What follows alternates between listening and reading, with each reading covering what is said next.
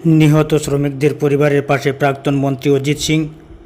গত রবিবার উদারবন বিধানসভা কেন্দ্রের পানগ্রাম প্রথম খণ্ডে অবস্থিত কেডি গ্লোবাল ইনফ্রাস্ট্রাকচার কোম্পানিতে সংঘটিত ভয়াবহ বিস্ফোরণে নিহত শ্রমিকদের পরিবারের সঙ্গে দেখা করলেন প্রাক্তন মন্ত্রী অজিত সিং।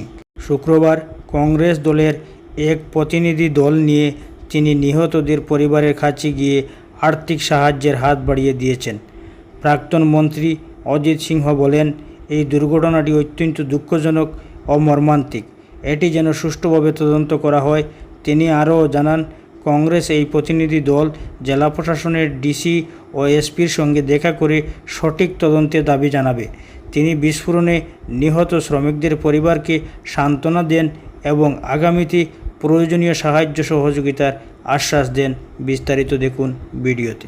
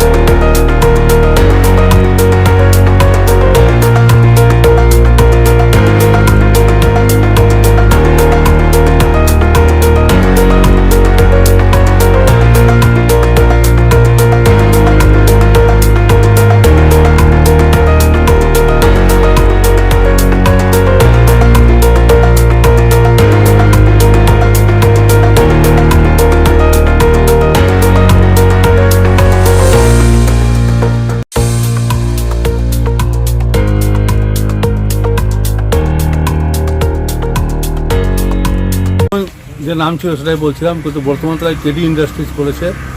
এবং এই ঘটনাটা অত্যন্ত মর্মান্তিক এবং দুঃখজনক ঘটনা। যে লোকগুলো মারা গেছে তারা অত্যন্ত নেহাত গরিব এবং তাদের এরকম কোনো ক্ষমতা নেই যে ভালোভাবে সাধ্য করবে, নিজের পরিবারকে দেখবে, সেই ক্ষমতাও নেই। তা আমার একটাই অনুরোধ, অনেক কথা বলছেন, ঠিক আছে, কিন্তু মেন কথা হচ্ছে যে উপযুক্ত শাস্তি প্রদান করতেই হবে। কারণ এইভাবে লোক একটা মারা যায় এবং এই যে যেটা বলছে ওরা বলছে যে এটা সিলিন্ডারের ব্লাস্ট অত দূর পর্যন্ত আওয়াজ যাবে না। অনেক লোক আমাকে বলেছে পানগ্রাম, মধুরা, কাশীপুর অত দূর পর্যন্ত আওয়াজ, ডলু এত দূর পর্যন্ত আওয়াজ গেছে। অত ওনার যে ভিকটিম, ওনার ভাইও বলছে ডলুর থেকে লোক এসেছিল, ওরা বলছে ওখান পর্যন্ত আওয়াজ গেছে। অতএব সেই জিনিসটা ভালোভাবে তদন্ত হয়ে তারপর যেটা ব্যবস্থা নেওয়া হওয়া উচিত। কারণ ঘটনা হলো, মানুষের জীবন তো একবার জন্ম নেয়, আর মারা যাওয়াটা তো ঈশ্বরের উপরের হাতে। কিন্তু এখানে দেখা যায় মাঝখানে তো মেশিনে মানুষের মেরে দেয়, সেটা ঠিক না।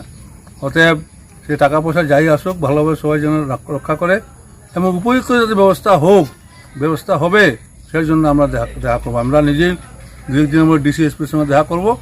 দেখা করে বিহিত ব্যবস্থা নেওয়ার আমরা আন্দোলন জানাবো। প্রয়োজনে দরকার হলে আমরা আন্দোলনও করব।